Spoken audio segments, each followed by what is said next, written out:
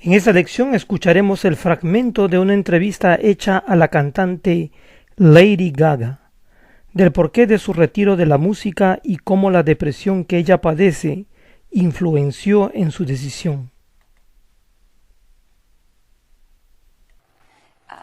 I said this earlier and I'll say it again. I invented myself, Lady Gaga. I curated my life to be an expression of my pain. This is how I overcame my depression, is by creating somebody that I felt was stronger than me.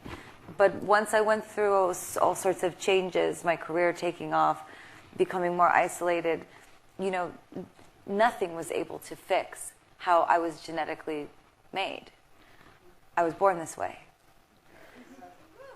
So how do we now, knowing all of that, no matter how much success you have, no matter how many opportunities, fame, fortune, no matter how many people accept you to your face, the person that really needs to accept you is you. And that's why we're here today, is we're going to talk about why it's important to accept yourself, why it's important to empower yourself, and why it's important that emotional intelligence is taken seriously. And I really loved what the Chancellor said. She said, we can't only have an academic standard. We have to have an emotional and a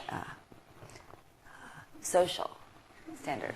I have some sort of anxiety, depression, something that's changed my whole life. I take antidepressant medication for it. I have tried to get off of it. My doctor always tells me not to, that it's not safe for me to. Whenever I've tried to, I've gotten very neurotic, manic, sick. So I have had to study all different types of ways. But I was thinking to myself, why is it that I have to dig into all these different areas to figure out how to function? There's no way that I have at my fingertips as a, public figure.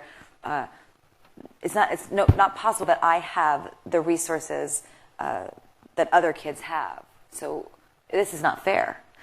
I started looking into Ayurvedic medicine. I started looking into mindfulness and meditation. I started looking into a mantra. I do acupuncture. I do cupping. I pray sometimes. I make music. I write poetry. I'm an actress now. That's helped me a lot. But so these are the things that I started to do. But what helped me the most, that I want to impress upon all of you, is that I realized that part of my identity is saying no to things I don't want to do.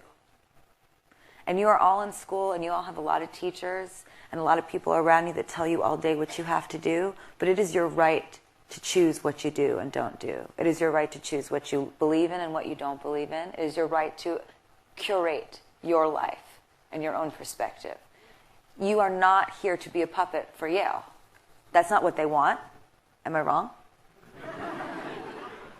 That's not what they want. What they want, I believe, is a thoroughbred kind of passion. And that comes from an extreme amount of integrity and knowing who you are. And I have had to make decisions like, why am I unhappy? Okay, Stephanie Gaga, hybrid person. Why are you unhappy? Why is it that you want to quit music a couple years ago? It's like, well, I really don't like selling these, fragrances, perfumes. I don't like wasting my time spending days just shaking people's hands and smiling and taking selfies. It feels shallow to my existence. I have a lot more to offer than my image. I don't like being used to make people money. I feel sad when I'm overworked and that I've just become a money-making machine and that my passion and my creativity take a back seat. That makes me unhappy. So what did I do? I started to say no. I'm not doing that. I don't want to do that. I'm not taking that picture. I'm not going to that event. I'm not standing by that because that's not what I stand for. And slowly but surely I remembered who I am. And then you go home and you look in the mirror and you're like, yes, I can go to bed with you every night. Because that person, I know that person. That person has balls. That person has integrity. That person has an opinion. That person doesn't say yes. That person doesn't get a text from somebody and say, oh my God, they wrote this and they sent this emoji. Should I write this back? What do you think? Is that okay to say? Are they going to like me if I say that? Should I say something different? This is the age that we live in. We're not actually communicating with each other. We are unconsciously communicating lies. I want to explode that today and break that with all of you as much as possible.